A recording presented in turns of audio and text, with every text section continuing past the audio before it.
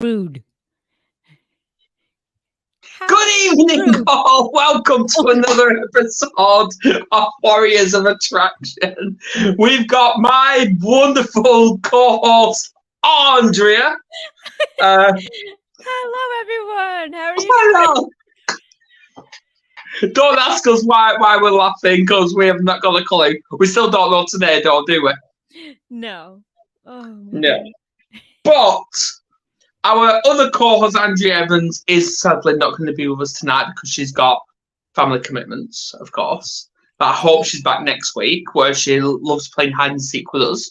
Yes. But so, Andrea, how are you? Besides being annoyed at me. I am doing well. It is Friday. Let the fun begin. And mental health warriors engulfing the world as you drink your cucumber and lemon water with your fluffy hair and your fluffy hair. You love my hair, don't you? It's fluffy. It is fluffy. Yes. I need to style it though. Yes. So let's jump into it. Let's get the party started. Let's go for it. We have got Sabrina Salami, who is, I think, a family advocate. I'm probably wrong. And we're going to be discussing how to raise aspirations for ourselves to better our children. So I know Andrea's going to be ranting probably tonight surrounding this. I know Sabrina is, so let's just crack on. Let's go. Please share.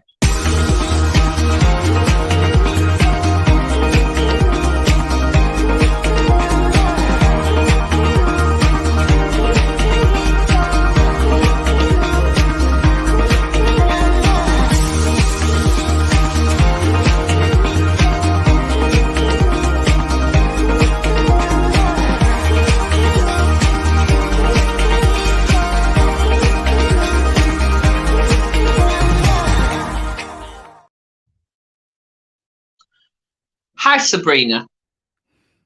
Hi. How are you? I'm good, thank you. How are you both? Doing well, thank you. And you just answered. You're doing well. I'm doing well.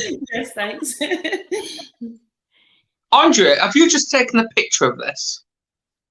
No, I put it here to make sure we're online. Stop calling me out, man.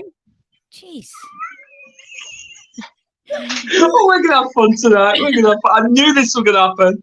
Hi, Ricky. You okay? Praise Adam. He's a child. I am a child. I am. With many talents. Yes. Yes. So, Sabrina, I seen your little chat as well, the Ben Salami, so I apologise for that. Tell us a little bit about who you are first before we dive into tonight's topic. Sure. So thank you for having me today. My name's Sabrina Ben Salami from the UK. I'm a mother of 5 entrepreneurial children, a number of awards. I'm a publisher, an author. I am recently been made a UN Women's UK delegate here in the UK. There's various hats that I wear. Anything to do with family, connectivity and education is really where I tend to sit. And that's a little bit about me. Excellent. How did you get started into it? What was your launching moment? And then we'll jump right into the segment. In what context? How did I get started into? What inspired you to hone into that realm, that population, and inspired you to kind of spread it worldwide rather than just keep it local? I think that bit kind of happened on its own, if I'm honest. It wasn't like an initial desire of us as a family or myself individually. It just organically happened. I always say this, and women can resonate, mums can resonate. I was a hot mess, juggling work-life balance. There was no balance. It didn't work. So instead of saying, close the door, I'm in a meeting, keep the noise down, I need to take this call, I started to invite the kids into my room, invite them to the office, invite them into calls, and got them involved into my work. And what I realized is that they started to develop exponentially, but also I didn't have that separation, and the kids didn't give me that kind of side eye, like, I hate your work takes me away from you. They were, they started wanting to be more curious and add to it. And they loved telling me that I was wrong. They loved saying I didn't know what I was doing. They loved adding value and correcting me. So it was an interesting journey. Let's just say that. That's awesome to engulf the family and to really make a connectivity as well as opposed to distance. And I think that's one of the components we'll get into is really embracing the family, your children into your life as opposed to putting them on the outskirts just as observers, because as you know, each of us can resonate that our parents were our first coaches ever, first set of eyes and what we learned. So excellent. Yes. Yeah, well, I wouldn't have seen my parents as my coaches, but hey, They were your coaches of what not to be. stop calling me out. Oh, we're gonna have this all night, Sabrina. We really are. But yeah, so obviously you've answered how did it all start, but what was your vision and passion into saying? Because we know the kids struggle these days, especially SEN kids. So how do we build that connection?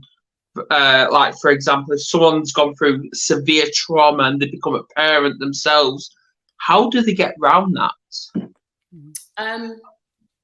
That's my journey, so I've got neurodiverse profiles. It's like I said, I was a hot mess, and I remember having this meltdown one day, and I just said to the kids, my imperfection is my perfection. That's all I can offer you.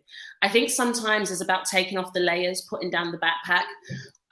There's so much pressure, school mum run for schools. My child could do backflips, or my child can write in Hebrew and Chinese. There's so much pressure just by being a parent. And I think that what helped me, I can only speak about my own personal journey or people I've worked with, right, was just realizing, just come as I am. I just said to the kids, it took me years to get to that place, but when we can accept who we are, we allow ourselves to simply be, we start to create our own artistry. There's no cookie cutter model to this. It's not one size that fits all. It's utilizing tools to get your balance and then finding your own dynamics that works for you as a family. And I think that was really my saving grace. And this is kind of what I work through with a lot of the clients that I work with. Mm-hmm. Absolutely. Absolutely. Go ahead, Adam. I was going to wait for you because I know you're passionate about this. Well, one of the things in my journey that I've experienced working with parents and families is that I experienced parents wanting their children to fulfill their dreams, not their children's dreams. Hey, I was an avid athlete, but it didn't work out for me. Why don't you try out for the baseball? I wanted to be a doctor, but I couldn't. Why don't you be a doctor? Putting that emphasis upon their children to carry on their legacy or the dream that has either been fulfilled or unfulfilled of their parents. My parents were avid and, very highly successful bankers. And I'm grateful that they never steered me in that direction. They always said, Andrea, do what you love, do your best, and make sure you do it right. And so that was one of the saving graces, because like a lot of cultures that I've learned about, it's the lineage of carrying on the father's or mother's business or the family business, if you will, and not giving the opportunity to mold the children to have a strong foundation of work ethic and, integrity, authenticity, and having that creation and innovation, but not stepping in, harnessing and harboring, if you will, their dream of their true self. Do you know, it's interesting what you spoke about. My daughter and I, my eldest daughter, we had this conversation just the other day. And I'm going to just stand in the gap for parents. I think there's a thin line. There's a thin line, because I've been doing this since 2006, working with parents. And there's a thin line of that pushy parent. I totally get that understanding, living their vision through their child. And I think it depends in what context. Right. Sometimes our kids do need a bit of that push because they're going, oh, I'm not so good at it. And you can see that talent, you can see the gifting, and you're just like, come on, sweetheart. They're frightened, they're going the other way. A year later, they're like, yes, it's the best ever.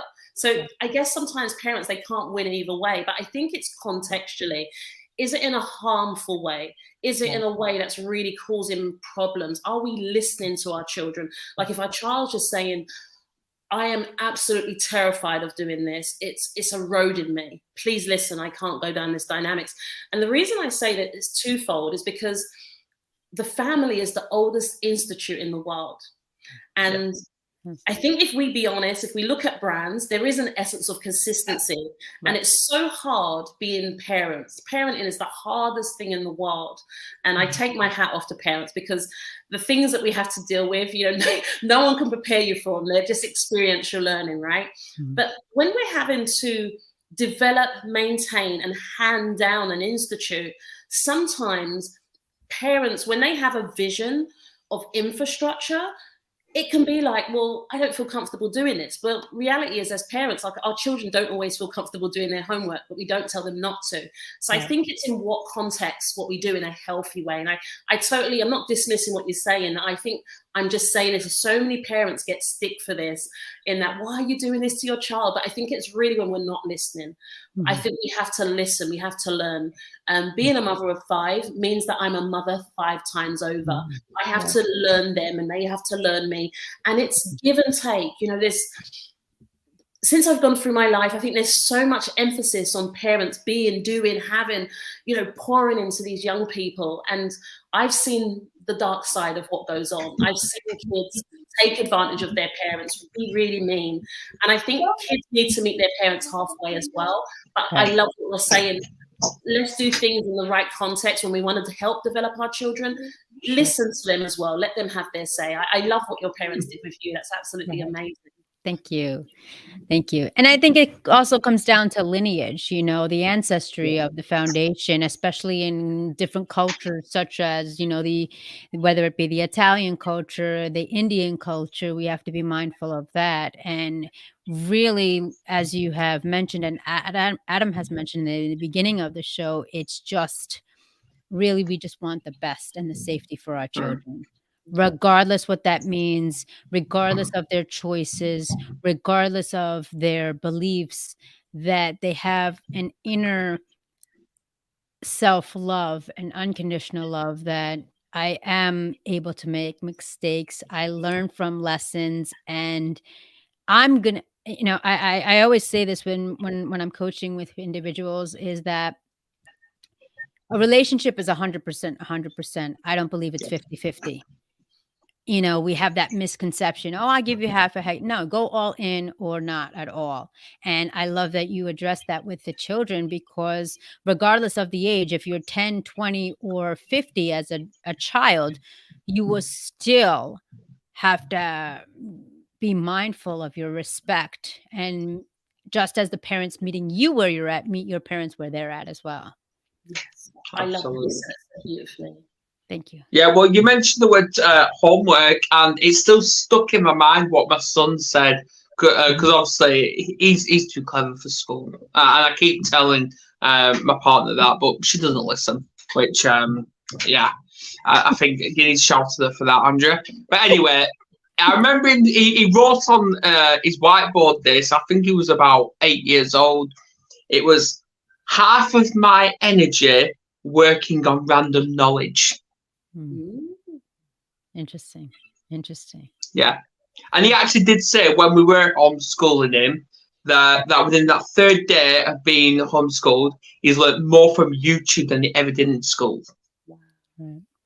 Right. And that's funny you mentioned that, because when we were here in the States and it was, kind of restricted for schools all around, some of the children said, I learned more going on a hike, going to talk with people in my family and having connections, virtually, the really being grateful for the moment rather than programming and streamlined, Exactly. It's all an experience. Life is all an experience. It's how you look at it and what you perceive it.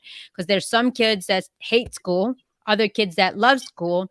And we have to find that common balance of understanding the whys on both ends and creating something in the middle.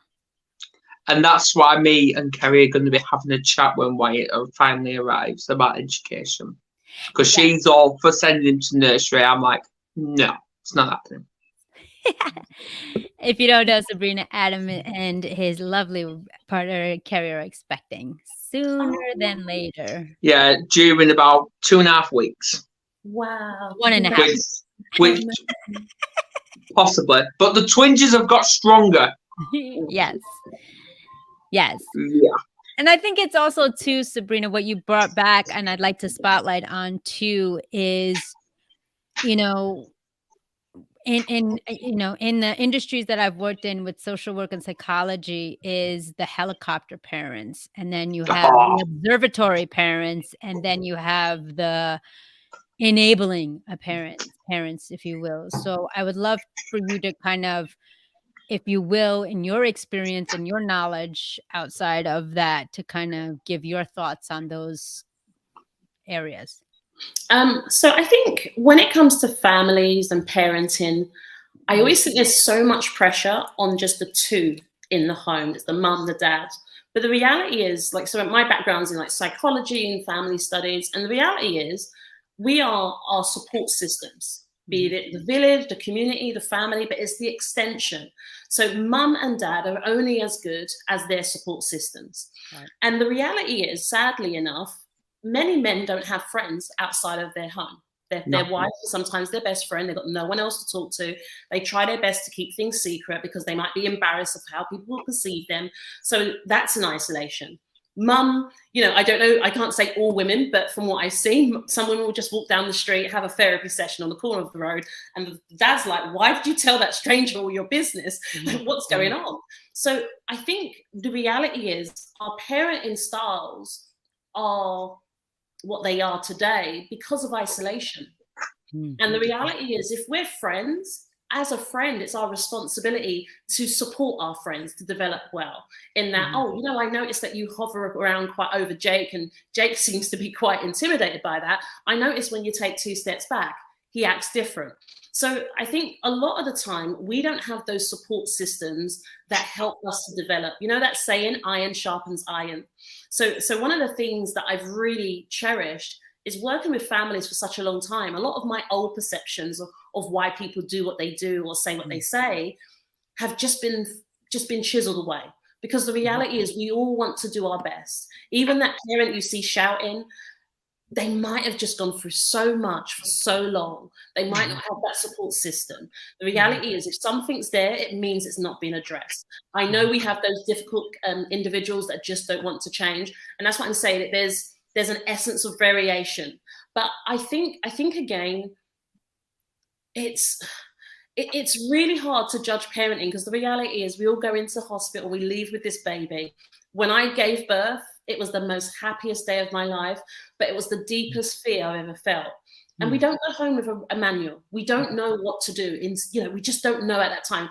I had all these thoughts around, will I let her down? Will I not be a good mom? I wanted to be, but I don't want that to just happen in my mindset. I'm just hoping it is the case. Same for her, right? It's like us saying, that's my best friend. And the person's kind of thinking, I didn't know about that. So I think as parents, it's the hardest thing to realize that we're doing things wrong sometimes. So I think we need to take a deep breath and be able to receive that feedback, but also is our environment an environment where we can learn? I think parents, we need to surround ourselves with other people that are positive, loving, caring, but will also call you out and will also commend you. It's a very lonely journey being a parent and trying to get it right. Absolutely. Yeah, absolutely. So I want to ask, obviously you mentioned about like dad's quiet, which obviously Ricky's put that in the comments as well, so thanks for that. But when a mother's pregnant, like for example, Kerry's been pregnant, this is her 3rd time now with our child. And the first 2, I've noticed, after really thinking about it, I didn't get enough support. Pretty much not at all. But then with this one, I was actually being asked if I'm okay, which has come at a bit of a shock, because I didn't know how to respond at first. So do you think there's enough support to dads out there when a child's on the way? I would say the short answer is absolutely not. I think, unfortunately, it's more common for dads not to be supported. It's funny you said this as I was discussing that. I said, isn't it interesting when a woman's pregnant, there's this huddle, you know, the baby shower's about the mum, the celebrations about the mum and the baby. Where are dads involved in that aspect? And it really is about that socialization before that happens. Where are men's support systems? And it's something that we really want to set up as a family. We're working on it in the background. Is that I've just published a book called The Unheard Cries of a Mother. But I started to think, what about the unheard cries of a father? You know, for you to say that, thank you for sharing that, being so vulnerable to share the fact that when I was asked that question, I didn't know how to answer because I'm not used to being asked. Well, there's two parents that made this child. Why is one looked at, celebrated, and loved and supported? And it's just like, okay, you're a man, get on with it. And I'm against those sort of things because at the end of the day, we all have feelings. And how does that make you feel as an expectant father or a new father? It has an impact on yourself and your family. Yeah. Absolutely. I know in the States, some of now probably, well, it's been a while since some of the friends or people I'm familiar with have children, but I've noticed it was a double shower. It was a double. So it was men and women in the States that they're doing a double shower, a double, you know, announcement, a double celebration. So where the gifts were, some were for the baby, but now it was for the father and for the wife. And I went to a shower where it was both men and women, and they did it together, and it was pretty awesome because the men got, like, you know, something that they interested of, like what they can do as a dad with the child if they knew they were having a boy, you know, like a father and son shirt or something like that. And then like cooking if you like to grill, you know. So over here in the States, they're beginning to implement that, the men and women showers for the child, and kind of like, you know, daddy's little girl, daddy's, you know, little man and stuff like that. So I know that that was up and coming some years ago amongst some of our family and friends, that that's what they were implementing. So I would love for that to be spread worldwide, because it is two, you know, situations where you, like you said, two people to create a life. And it's, you know, how do you split the care for it? Because think about it, you know, I know with some of my friends, when they were nursing, the men kind of felt left out. They're missing that maternal bond, the paternal bond, pardon me, with the child. And then they would be getting the backlash of when the child is sleeping, the mom's sleeping, or the child be up. The child really didn't want the father at some time. But then there was moments that the child did want the father and not the mother. So I definitely think if it's not towards your guys' areas, start the ball rolling of dual, you know, baby announcements, dual showers, and then just make it fun. It's a celebration of a trinity, if you will, or more of life. It's so precious, you know. And the guys would go, you know, what was cool about it, we went to one and the guys were all talking about, like, you know, what was the most embarrassing moment, or what was the most gross moment, or what are you fearful of? And it got a little bit heavy, you know, and then the women too. And it was just awesome to see that camaraderie and that unity at the end of just celebrating this upcoming life in the world. That's amazing. Absolutely amazing. There definitely should be more of that. I love that. And I loved what you talked about, that loneliness. You know, you have a partner and, you know, they're pregnant and you're caring for them. You're pouring in depletion. You're just there. You become invisible, and you know all the celebration has nothing to do with you. I think it's heartbreaking every time I hear of that. It really is, and it makes sense why there's so much problems in marriages or relationships after there's a baby born, because there's a disconnect. You could have had a beautiful relationship beforehand, and if you don't know how to balance, you've got no one to talk to, no one to support you. You're only human. We can only do our best. And I don't know, Adam, if you've experienced this, but that was some of the conversations amongst the men who were on their second or third child, said, you know, I lost my connection with my wife, or the fact that I just feel second now to everything. And it was kind of like, really emotional, you know. Yeah, there has been times when even with the two we've got now, like they've always been glued to Kerry, and Right. I think I feel invisible here. Right. So what the hell's going on? And like obviously what Ricky's put, we all walk around wearing a mask, and sometimes I actually do that, Yeah. and I'm still questioning why, because I'm strong and I am a loving father. Have I messed up as a dad? Yes, I have. But and now I've told Kerry that yes, I've messed up with Lucas and Tegan, but with Wyatt, I'm seeing this as a learning curve, and I'm trying to be there as best as I can. Like I didn't do it for Lucas and Tegan, but I'm doing it for Wyatt. Before he's even born, I'm actually reading a book to him, That's cool. which I've done that twice now. A book that I never had growing up. Right. Believe it or not.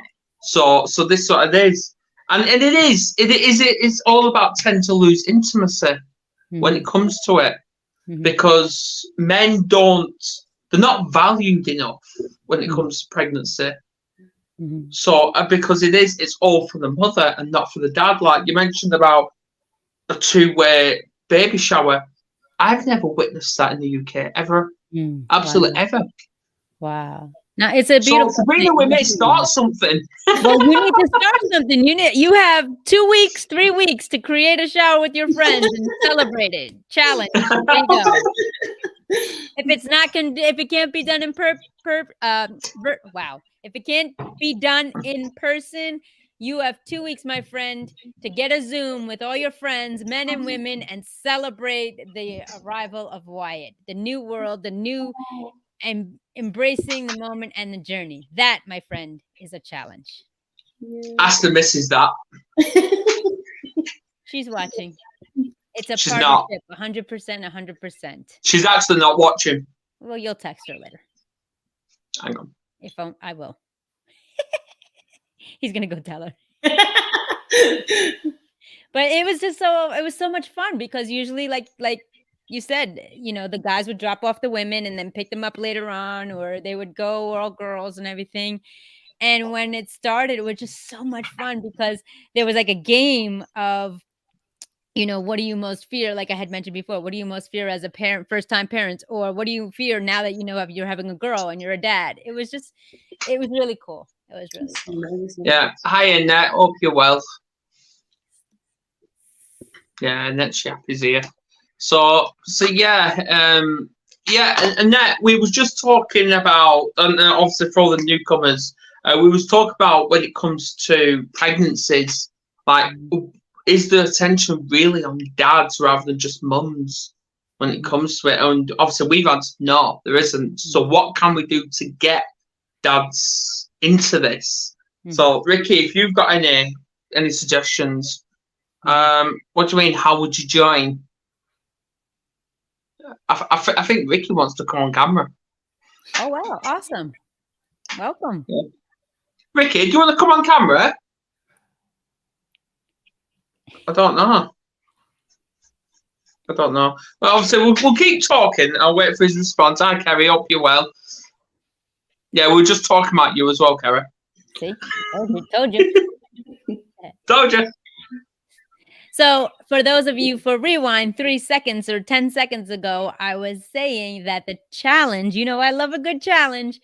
Well, the challenge for this guy right here, Adam, is he is celebrating new life in a week, 2 weeks, 3 weeks, or what have you, and to share with his partner to have a virtual dad and mom shower and share it. Start the ball rolling, and bring your family and friends, and if you're brave enough and bold enough, or if you feel comfortable enough, have a few minutes on camera with everybody of what you're grateful for, what you're looking forward for, and that'll be the start of a new trend. Absolutely. I do admit though, with Lucas and Tegan, when I found out Kay was pregnant, yeah, obviously I did buy her flowers, a big bouquet, by the way, and I've done it this time as well. But after that, I used my fear, instead of communicating with Kerry about how I'm feeling, I turned to alcohol. And that was my mess up. That was my mistake. But now, obviously, now I'm having trauma therapy with what I'm doing. I'm not interested in alcohol. I'm not. I've now gone almost 7 weeks without it. Yes. So, Celebration. no, but the thing is, though, I've now realised that I was dependent and addicted to alcohol. I wasn't an alcoholic, but I was addicted to it. And it made me realise, what's the point? Because I was dependent on it because of my mother, of how she treated me. And now, obviously, I've had this trauma therapy over the last couple of weeks. And then, obviously, when we was in town on, what day are we on now? Friday. When we was on Tuesday, I looked at the alcohol and I was looking for it for a couple of minutes. And all I could picture was my mum's face on it of what she put me through. So I'm like, no, I'm not interested. So I'm actually questioning whether I should actually go back to it. No. I'm questioning it. Yeah. Well, you put the correlation to what you're feeding, what you're soothing is with alcohol is the trauma and drama from your mom. Yes, yes. So let's shift gears, if you will, now. Let's up the gear. Let's up it. So we're talking about raising children's aspirations. So let's take a next step or deeper dive, Sabrina, when we have parents who are toxic, who are not well, who are negative, abusive, not so much the extreme of physical, but emotional, mental abuse. Let's kind of explore the avenue of to raise children's aspirations in that regard, when, as mentioned in the beginning of the show, we are our children's first coaches and observers and lead by example. So I'd love for you to take that. Yeah, so my take on this, like I've worked with a lot of families that are in this same situation over the years. And I think one of the most important things is avoidance of isolation. Right. Socializing, have people in the home. You see, narcissistic behavior tends to develop from their own childhood trauma. So I really commend you, Adam, for taking that leap to get trauma therapy. It's a fantastic step. And especially for men, because there's a vulnerability of telling someone else. So it's you. You know, I know a lot of men that just say, well, I can't take that step. I'd rather just do it at home. The fear. So well done. So I feel that if anyone's in that situation, the parent who has kind of become aware of this behavior, they can see these patterns brewing.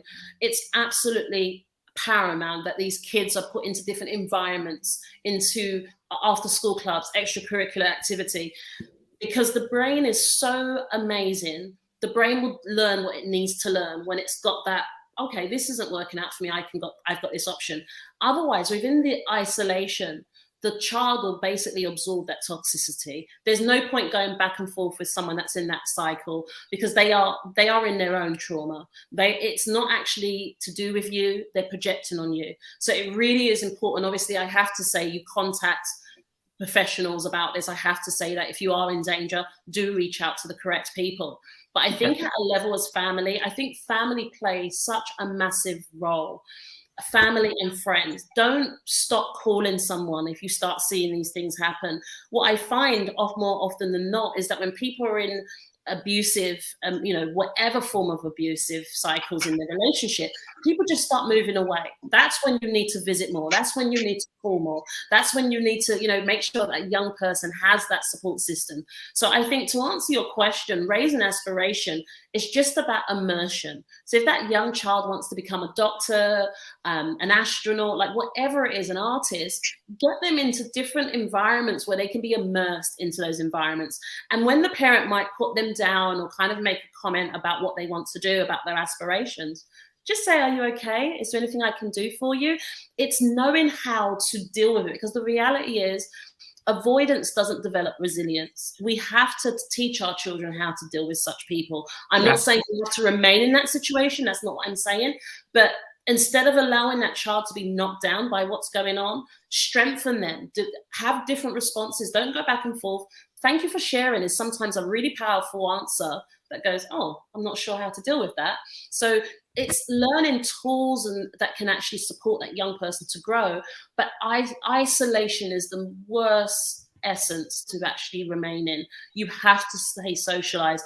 Anybody that's acting like that, one of the tactics is to divide and conquer, separate you, because you will start to believe what they're telling you. But when you're socialized, someone else will say, oh, don't do this, or don't say that, and they will learn. And often more than not, they won't do it in the first place. Around these things tend to happen in isolation. Right. Absolutely. Thank you. Absolutely. Yeah, absolutely. Yeah, it's all about that connection, because it is, the kids see us as role models, and they're basically copying, because they don't know what sort of behavior to experience besides watching what we do. And if it's toxic, then they're going to think, hang on a minute, is that the kind of behavior we're supposed to be? Exactly. In reality, it's not. Because it's all about that circle of life. It's that cycle, and it's, we need to break it. And then that would help, you know, as you said, Sabrina, with that community of adults and friends to call you out on it and be like, wait a minute, no, that's, you know, to kind of put you in check. Did you see how your child reacted when you said that? Or did you see how your tone came across, your eye nonverbal cues and stuff like that, not only in yourself, but how it was received on the child's end? And ladies and gentlemen, we're talking about children 3 years old, 13 years old, 30 years old, 50 years old, because regardless, a child is a child no matter what. And I'm a child. know adult, that we all know that. I know in my line of work, you know, I've seen it with children who are 60 to their 80-year-old parents. And it's just like, really? Now you're still like this? Or the opposite, they still haven't changed. And I think what we have to be mindful too is when it gets to that older generation, those adult children, that reality at times, reality is that sometimes we have to understand and meet each other where we're at, because the adult children may still feel like children because their parents reprimanded them, vice versa, and the children might not understand their parents as they're getting elderly, senile, and going through the stages of adulthood. So absolutely. And ladies and gentlemen, for the first time ever on the Warriors, we're now having an open discussion by inviting guests. So hello, Rick. How you doing? Hello, Ricky. How you doing? I'm all right. Toasty wherever you are. I'm from Wolverhampton in the UK. Oh, is it chilly there? Yeah, it is a little bit. No. Well, I like the style. If it's chilly or not, I like the style. Thank you. So welcome. So I'd love to get your feedback on what we've been talking about, what your thoughts and your experiences are. Well, I'm a 38-year-old single male. Never had any children. Due to wanting to just live my life a little bit and just explore the world, explore things as they are. Suffer with depression, anxiety, and PTSD. And I've gone through courses to be a support worker to help people with mental health. Awesome. I'm around people all the time, and I'm through various social medias, which is where I met Adam. So we interacted and communicated through the means of mental health, which is where I want to be a part of. Basically, to do the jobs and help the people where certain areas are lacking.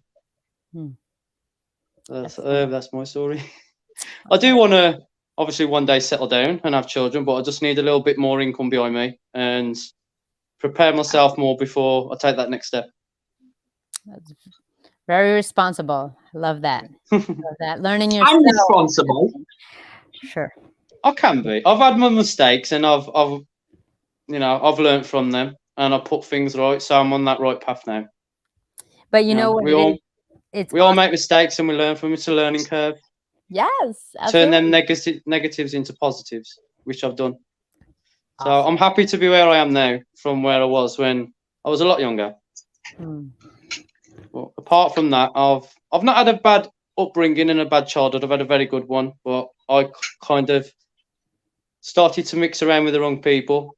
My parents found out, and I had ultimatums, and was given ultimatums of what could happen and the possibilities, and I pushed myself away from that to be where I am today. Wow. Awesome. Yeah. Thank you. Awesome. And it is a big step having children as well, Mhm. as Kerry says.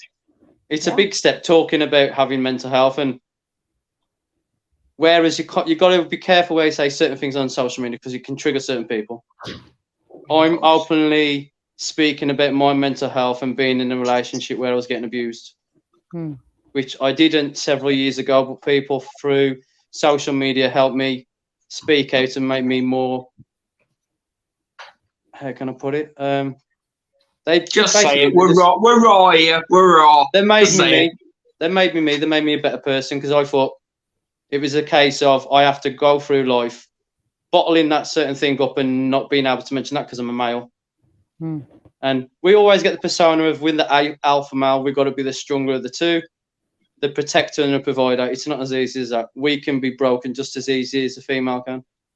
I says, and on certain aspects, by not being sexist or any means, on which I'm not, but we tend to I find we tend to build things and bottle things up in us more than what the females do. We mask it. So we walk around with the mask when we get home, the mask comes off, and that's it. We're in a different scenario, which is what I want to try and break that stigma with Adam. And hopefully you guys as well. Absolutely. Thank you for being vulnerable and honest, because that really is the transparency that individuals need, and what I'm seeing across the social media, across, the world, as unfortunate as Sabrina has mentioned, a lot of people want to divide and conquer. We have the other side of the pendulum where we have individuals just like this panel wanting to rise and unite and come forward. And that's what it's about. The more of us, the less of that. We just have to be as stronger as far as it. And knowing that it's our losses that give us lessons. It's our tragedies that we come to triumph. And it's our victimization that allows us to become victorious. And if we keep that in mindset in everything we do, and we emulate that to the younger generations, hey, you know what? I've been there. I know what it's like. I'm on the other side. I've lived it or made the decision not to live it. Here's what you're thinking and put it here. And this is what another person has decided on the other side of the coin. And that's the result. Because with children, most children are visual and want to see the results, especially these younger generations. They don't believe it until they see it. And if we can be cognizant and confident and competent to say, hey, this crowd, they went this way. I went this way. Not better or worse, but these are the opportunities, as Sabrina and Adam had mentioned earlier in this segment, showing the available options that your parents has portrayed upon you. Hey, look, there's ultimatums. There's a choice. Every choice is a choice, and not making a choice is also a choice. And when we can nurture our children with that, all right, well, what are the options? And I love doing this with parents and families. What's the worst case scenario? And then they'll tell me the worst case scenario. But then I always say adults doing bad things, when they tend to get into trouble in certain situations, it always rubs off on the children. Right. And like I say, a relationship to me, which I've always been relationship based, not somebody that I have what we call a little bit of a thing. I'll meet this person, see how it goes, and I'm not really interested in anything serious. I like my serious relationships. I've been with people where it's constantly been the situation of it has to be a 50-50 or nothing. And I know there's a majority of people that, like I say, it can be a 40-60 or a 30-70. To me, a relationship's 50-50 all the way. If it can't be a 50-50, there should be no relationship there. Because in the long run, when it comes to the situation of, depending on how far you get with that person, you get kids. Your kids are growing up, them seeing you at loggerheads. that's going to mess that child's head up, and it's not going to be a good outcome for them as they're getting older into the teenage years. Right. That's why we mentioned about that cycle. Yeah. Which is what we've always explained as adults in my family, that you got to be thinking of the children. It'll rub off on the children, and it could spiral them out of control. Absolutely. Absolutely. So what do you think, Sabrina? I think I agree with what you're saying, Rick. I think we have to be mindful of what we expose young people to. Absolutely. I think a lot of it is support system. I love what we were discussing with regards to calling each other out and supporting each other. You know, talking to friends, it doesn't always mean they've made a mistake. Checking in, male and female, checking in on how they are. Do they need support? You know, so many parents or people, individuals, they go about life on their own. What you said, Rick, about wearing the mask, it's so true. And I don't think, you know, people, you know, there's different sides to wearing a mask. There's wearing a mask because I just need to get through the day. And there's some people that wear a mask because they just don't want to face what's going on. But the reality is sometimes people just don't care. And I think there's a saying called the part's in the whole and the whole is in the part. The oak tree, everything it needs to be is in that seed. And I think we just need to get back to being humans that care about each other. I think that's what we're seeing, is that breakdown of actually genuinely care. Sometimes people say, you're okay. They're not really interested in whether you're okay or not. Sometimes I've heard people talk about a person that's perpetually going through trouble, and they're like, oh, well, that's a bad habit, you know, stay away from them, rather than going, okay, they're struggling. That's when they need support more. And I think consciously, if we understand that the problems in society are only still there because we're not always saying anything. There are many instances. I remember showing a video to my children actually last week.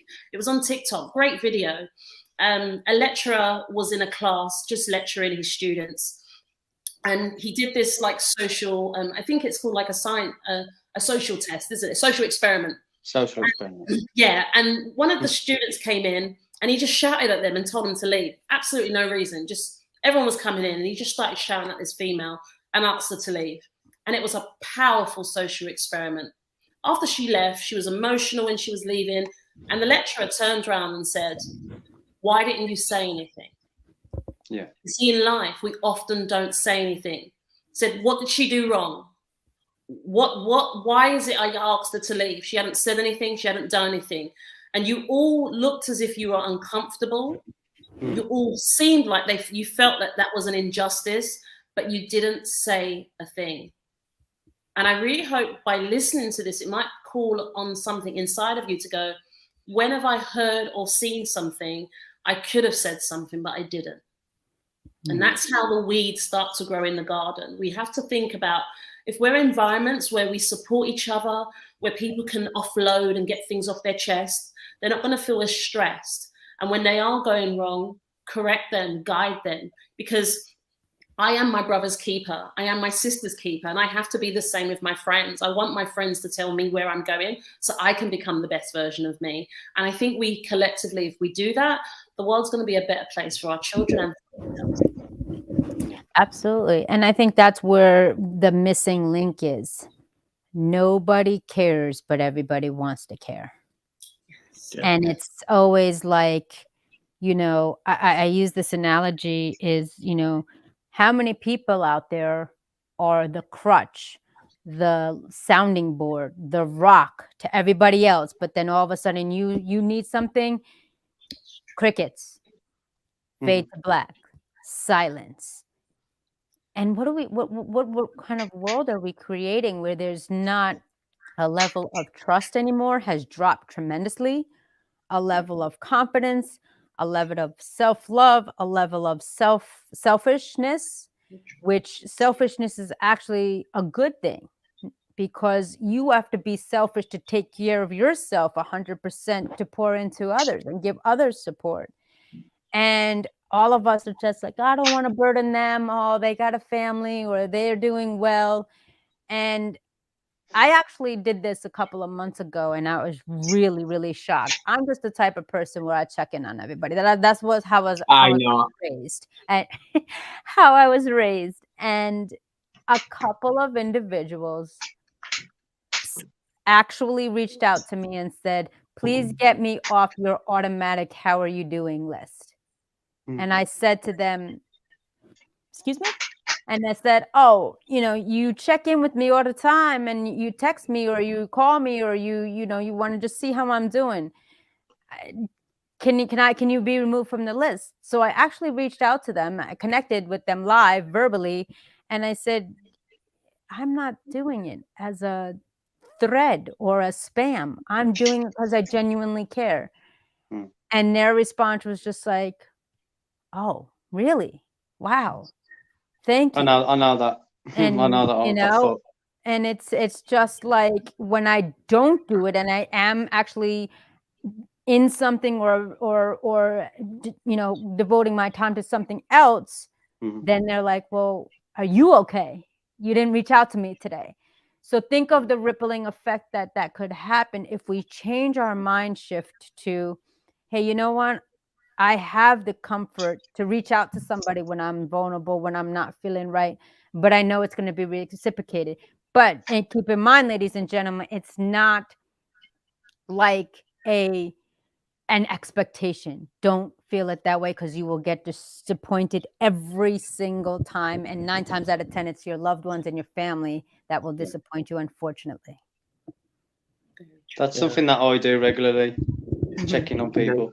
Yeah. Yeah, Andrea does it to me and Kerry all the time, but she just winds me up. But I love it.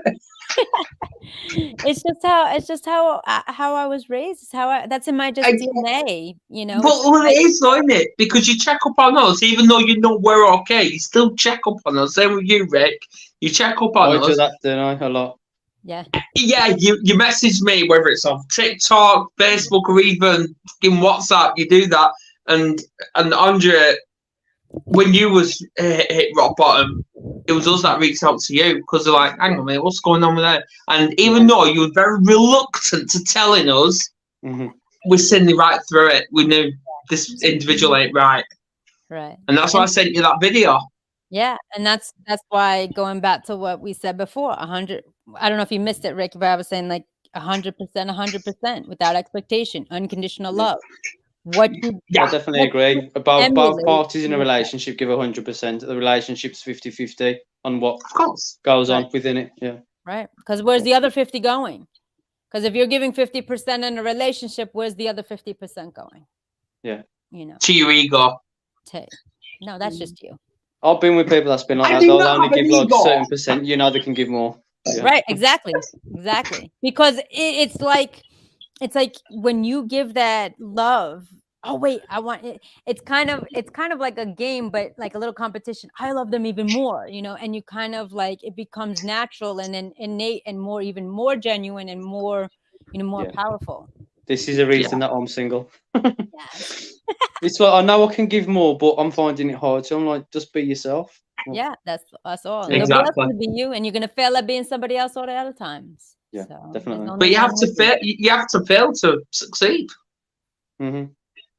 Yeah, that's what I say. You got to make mistakes in life to learn from them. Of course. And I've made enough. I've made enough. Right. Anyway, any last words, you 3 lovely people, and Andrea? There's the ego. Any last words? I'll say one thing. You're all amazing. Well, I know you're an amazing guy, and these 2 ladies seem amazing. Keep being yourself and keep being amazing. See, Andrea, I am amazing. Well, yeah. Just keep being you. Yes. Ricky, I want to commend you wholeheartedly for coming on live, in person. We are live. That's what I know it's different for me being on this platform. But it's good. It's the first step. Yeah. But the thing is, though, Rick, just to let you know, we're not just on YouTube. I don't mind. We're on Facebook and LinkedIn all at the same time. And this is going to end up on Spotify as well. I don't mind. I really don't mind. It's a first for me, so it's a stepping stone for me again to take for this. Yeah, so Kerry, you need to update the Spotify. Get on with it if you're still tuned in, or you've abandoned me again. Well. And Sabrina, what are your? Thank you for coming aboard. What is your words of wisdom that we would love to hear and take away? Firstly, just to thank you for this conversation. It's been amazing participating and listening and growing. For the listeners, I really love what we discussed today, but really taking that ownership in when we need support. Let's talk about it. There's no weakness in asking for support. No. Okay. And I think it's so beautiful just to hear that each of you check in on each other. You know, my desire for everyone who's listening is that you have someone in your life that checks in on you. I think it's Thank you, Rebecca. It really is important. So yeah, just thank you. Thank you so much for the interaction today. It's been You're welcome, Sabrina. Absolutely. Sabrina. Thank you. Thank you. Well, Sabrina, it was nice to meet you, and it was nice to meet you as well, Andrea. Likewise. Yeah, well, we'll we do have a request, Rick. We do have a request, Rick. It's from Kerry that she wants me and you to do a highlight men's mental health show. Amazing. Absolutely. On here, yeah? Of course. Yeah, I am fine with that. That's fine with me. Let's do it. Just give me the date and the time, and I'll be there. Okay. Yeah. Well, the way it's looking, I'm probably going to be available in August because Wyatt could be here within days. Who knows? Absolutely. But, right. That's fine. So please share this, everyone. And next week, for our final show, Andrea, we've got Michelle. Next time I'll make sure I'm appropriately dressed, not in all this. I'm just like decorating at the moment. You so come as you are as you come. It's authentic. That's what makes this show awesome. Yeah, well, next week we've got Michelle Dickinson, and we're discussing resilience as a lifestyle, which causing a ripple effect. Mm-hmm. Okay. Excellent. Yeah, so that's the same time next week. So we're here kicking ass, and Andrea, I'm gonna annoy you as usual. I'm gonna still keep on checking on you, as will Ricky. So all good. Thank you. I appreciate it. I'll do the same with you too as well. To be here. Absolutely. Thank you so much for coming. I'm honoured to have this chance to do this. Oh, yeah, I'll ring you after this, Rick. I'll ring you after this. Okay. Alrighty, everyone. No problem. All right. See you later. Take care, guys. Nice to speak to you and get to know you too. Bye.